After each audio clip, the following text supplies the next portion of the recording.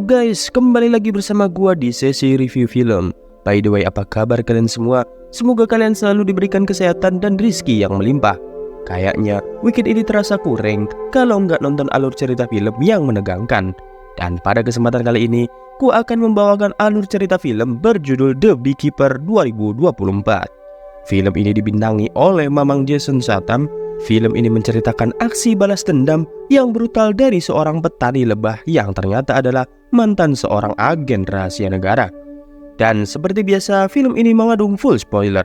Kalau kalian gak suka kena spoiler, mending tonton dulu filmnya. Jangan lupa ambil cemilan dan kopimu. Tanpa basa-basi lagi, mari kita mulai alur cerita film The Beekeeper 2024.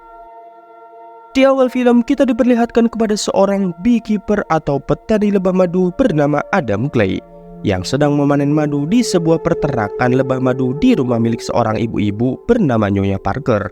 Ternyata diketahui kalau si Adam memang menyewa gudang milik Nyonya Parker untuk dijadikan sebagai tempat usahanya berternak lebah madu. Dan kita diperlihatkan Adam yang sedang sibuk dengan pekerjaannya.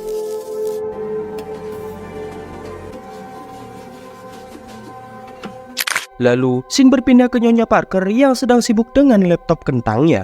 Tiba-tiba, laptopnya muncul peringatan yang mengatakan jika laptopnya terkena virus dan di sana tertulis jika ingin laptopnya dapat diakses kembali, ia harus menghubungi nomor yang tercantum di sana. Kemudian, Nyonya Parker yang gaptek pun dengan polosnya menghubungi nomor telepon tersebut dan berharap mendapatkan solusi atas permasalahannya ini. Dan sudah bisa kita tebak, ternyata itu hanyalah sebuah trik penipuan yang sering kita kenal dengan phishing, yang bertujuan untuk mengambil data diri korbannya.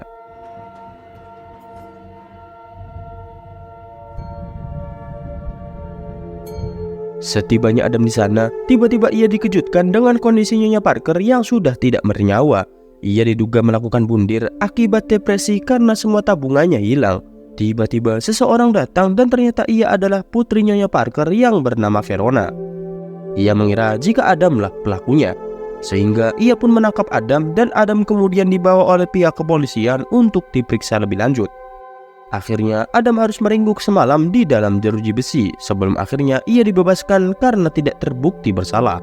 Dan ternyata selama ini Adam Clay bukan hanya seorang petani lebah madu yang tiap hari cuma ngurusin lebahnya, karena terlihat dia mengambil sebuah ponsel yang disembunyikan di dalam salah satu sarang lebahnya.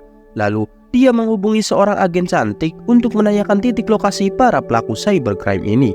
Sehingga dapat kita simpulkan jika Adam adalah mantan agen khusus yang bekerja di salah satu divisi rahasia milik pemerintah. Tanpa pikir panjang, Adam pun langsung meluncur ke titik lokasi di mana para pelaku cybercrime itu berada. Setibanya di sana, ternyata dia sambil menenteng 2 dirijen bensin Pertalite subsidi. Adam dengan terang-terangan berkata akan membakar habis gedung kepada para penjaga. Namun nampaknya kedua penjaga tetap menghalanginya. Dan inilah yang terjadi.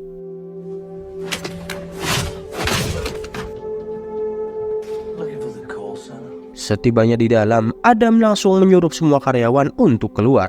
Namun mereka malah menertawakan si Adam, sehingga Adam terpaksa harus menunjukkan keseriusannya dengan mengajar satu kroco yang ada di sana.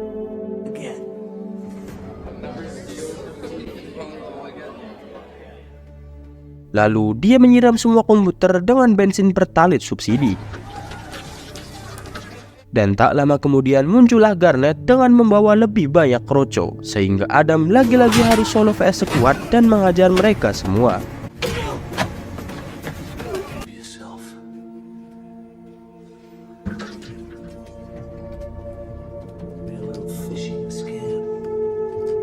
Lalu dia meledakkan gedung ini sampai rata. Menyala abangku. Melihat gedungnya hancur, Garnet pun langsung menghubungi atasannya yang ternyata masih sangat muda. Dia bernama Derek, anak orang kaya yang diam-diam menjalankan bisnis haram itu. Yang ketika mendengar salah satu tempat usahanya hancur, Derek segera menemui orang kepercayaan ibunya yang punya peran penting di dalam pemerintah bernama Wallace untuk mencarikan nama dan alamat pelaku yang sudah meledakkan gedung usahanya. Karena Derek terlalu sering membuat masalah, Wallace pun muak dan ia enggan untuk membantunya kali ini. Sehingga Derek pun kembali menghubungi Garnet dan menyuruhnya untuk melacak satu persatu korban mereka. Karena mereka menduga bahwa pelakunya adalah salah satu korban dari aksi mereka. Garnet bergegas pergi bersama 3 preman sewaannya untuk melacak satu persatu alamat rumah korbannya. Kemudian Garnet yang sempat bertemu Adam secara langsung pun langsung sadar jika pemelihara lebah yang dilihatnya saat itu adalah orang yang mereka cari-cari selama ini. Sebelum menyusul Adam ke gudang, Garnet pun menyuruh 3 anak buahnya untuk menghancurkan sarang lebah milik Adam. Kelakuan mereka ternyata membangunkan singa yang sedang tertidur, karena mungkin saja Adam masih bisa memaafkannya jika Garnet tidak menghancurkan satu-satunya pekerjaan yang Adam miliki. Setibanya di gudang, mereka lagi-lagi bertindak bodoh dengan menghancurkan semua botol madu yang ada di sana.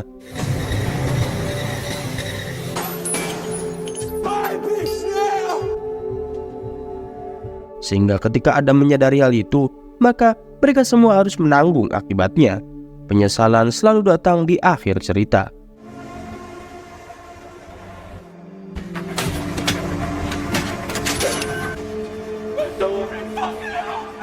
Garnet sangat menyesal saat menyadari jika dirinya sudah macam-macam dengan orang yang salah.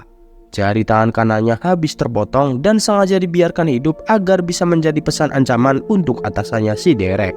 Shin beralih di mana tempat di sebuah jembatan yang sedang dinaikkan. Garnet pun mematikan mobilnya dan ia memanfaatkan waktu itu untuk menghubungi Derek dan melaporkan kegagalannya. Yo, what's up, player? Not crying, I'm bleeding. Who the fuck is he? Tell me who he is right now. Namun, tiba-tiba Adam muncul bagaikan memiliki kekuatan psikopat. Lalu Adam langsung mengikat tubuh Garnet dengan tali yang terhubung dengan mobilnya. Dan seketika mobil itu jatuh ke bawah jembatan.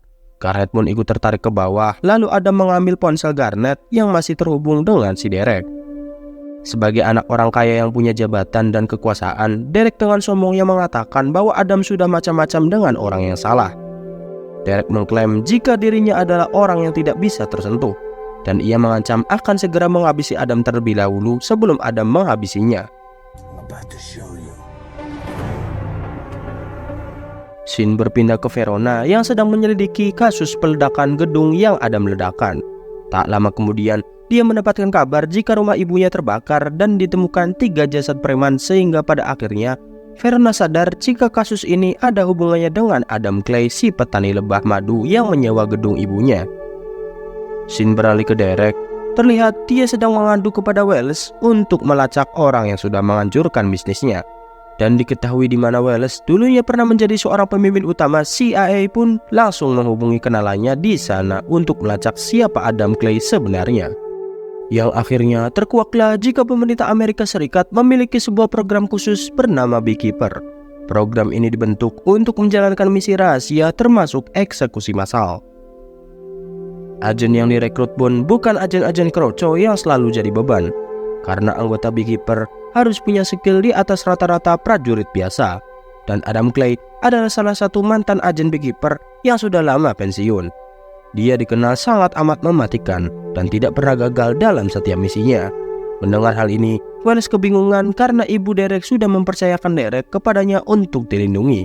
Sehingga Wells pun meminta si pemimpin CIA untuk mengirimkan agen yang lain untuk memburu Adam Clay bagaimanapun caranya.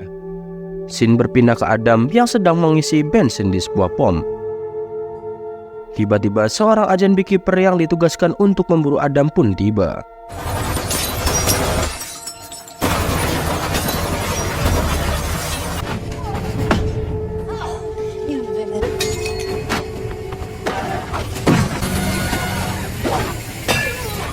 Namun pada akhirnya Adam berhasil menembangkan si agen ini, di mana Adam juga memotong salah satu jarinya untuk ia gunakan sebagai fingerprint agar bisa membuka pintu tempat tinggal rahasianya. Kemudian pemimpin CIA pun langsung melaporkan kegagalan ini kepada Wells. Divisi Beekeeper nampaknya angkat tangan untuk memburu Adam, dan mereka memilih untuk tidak ikut campur, sehingga kini Wells sendirian dan ia harus melindungi si Derek tanpa bantuan dari siapapun. Maka dari itu, Wells pun langsung mengumpulkan para agen CIA terbaik yang pernah bekerja untuknya dulu. Mereka bukanlah kroco, melainkan agen terbaik dari yang terbaik di bidangnya. Hal itu membuat Wells menaruh harapan besar kepada mereka semua untuk bisa melindungi Derek atau bahkan jika bisa menghabisi si Adam. Scene berpindah ke Adam yang sudah sampai di sebuah kediaman milik si agen beekeeper yang tadi ia sudah habisi. Dengan menggunakan potongan jarinya, Adam dengan mudahnya berhasil masuk ke dalam dan mulai mengumpulkan informasi terkait lokasi cabang perusahaan Derek yang lain. Scene beralih ke Verona, terlihat dia sedang berada di markas pusat FBI. Ia menduga jika target Adam selanjutnya adalah gedung perusahaan yang sama seperti yang sudah Adam ledakan sebelumnya. Sehingga pemimpin FBI pun akan mengerahkan beberapa pasukan khusus untuk melindungi gedung tersebut.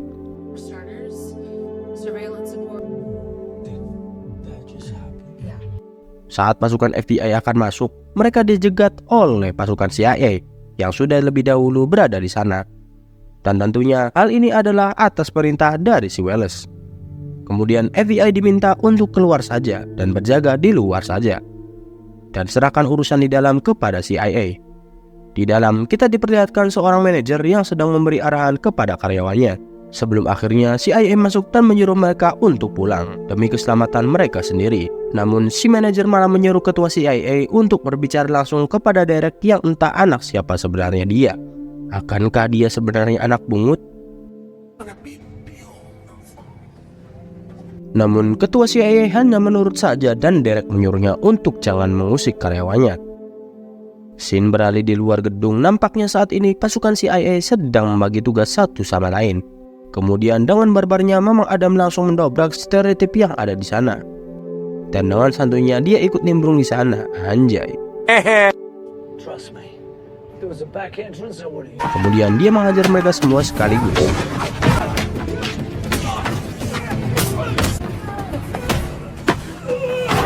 Dan Adam langsung masuk ke dalam lalu bersembunyi di antara para karyawan. Sebelum akhirnya CIA menyadari keberadaannya dan menembaknya dengan sangat barbar.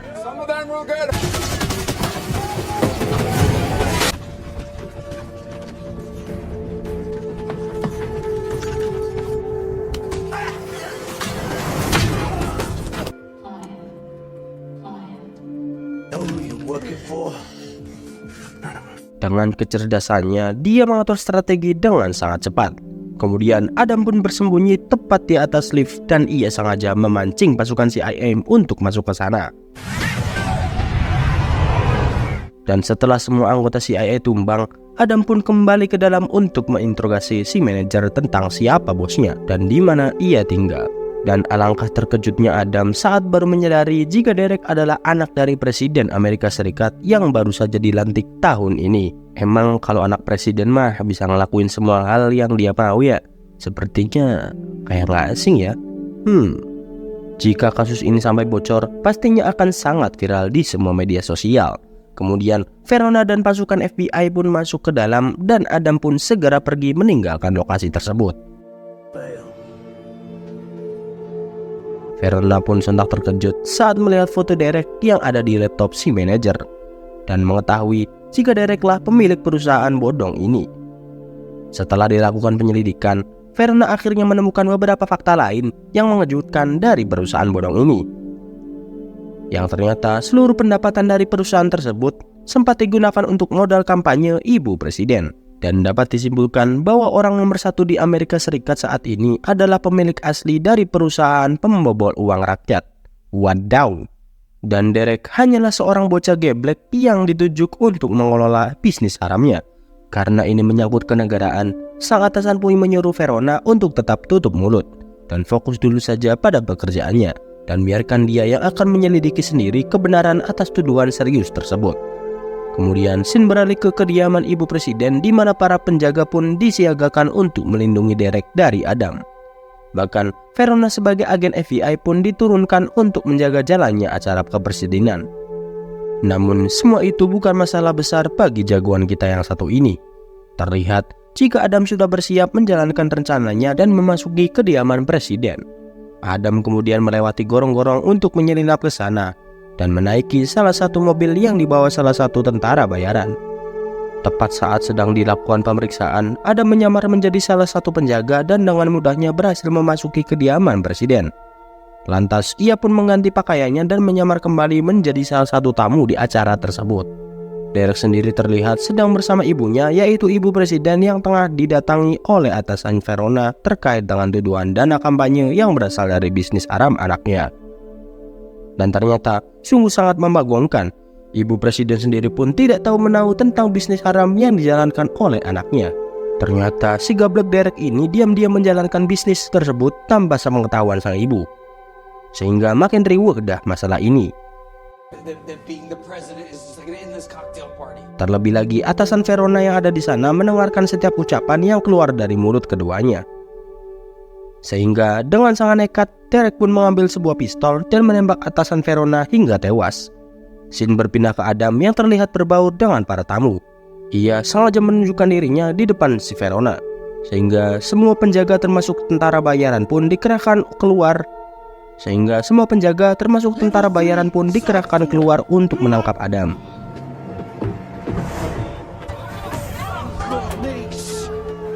Seketika Adam pun terbojok. Namun bukan Adam Clay jika menyerah begitu saja. Tanpa semua orang sadari, jika di tangannya terdapat remote kecil yang merupakan alat untuk meledakkan bom yang sebelumnya ia tempatkan di salah satu mobil. Dan saat waktunya sudah tepat, Adam pun langsung menekan tombol tersebut dan bom itu pun meledak.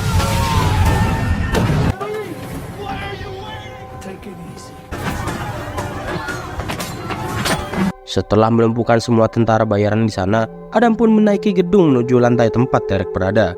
Lagi-lagi dia harus menghadapi para kroco.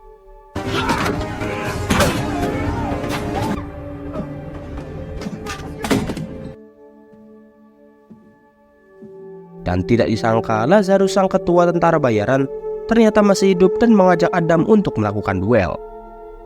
Betapa dongonya si Lazarus ini, dengan pedenya berani mengajak duel mamang-mamang yang tidak pernah kalah baku hantam dalam setiap filmnya. Setelah mengalahkan Lazarus, Adam pun dihampiri oleh Wallace yang membujuknya untuk pikir ulang kembali niat balas dendamnya. Namun hal itu sama sekali tidak membuat Adam mengurungkan niatnya. Adam dengan barbar menobrak masuk ruangan tempat Derek bersembunyi. Entah apa yang dipikirkan oleh si Derek, ia menjadikan ibunya sendiri sebagai sandera. Adam pun tak bisa berbuat apa-apa. Namun tiba-tiba Verona dan rekannya masuk ke sana, dan ketika Derek berniat untuk benar-benar menembak kepala ibunya sendiri, tiba-tiba sadar jika apa yang Adam lakukan itu benar, Verona pun membiarkan Adam melarikan diri. Setelah semuanya selesai, Adam pun bergegas mengambil perlengkapannya dan pergi meninggalkan lokasi tersebut. Dan film pun tamat. Dan itulah alur cerita film dari The Beekeeper 2024. Gimana? Cukup seru bukan? Mimin kasih rating film ini 7/10. Meski memiliki alur cerita yang terlalu biasa, namun kita selalu dimanjakan dengan aksi Mamang Adam yang sangat barbar. Film ini cukup oke ditonton untuk mengisi waktu gabut kalian. Dan seperti biasa, kalau kalian suka dengan video ini, like aja dan jangan lupa subrek, and see you the next video. Bye bye.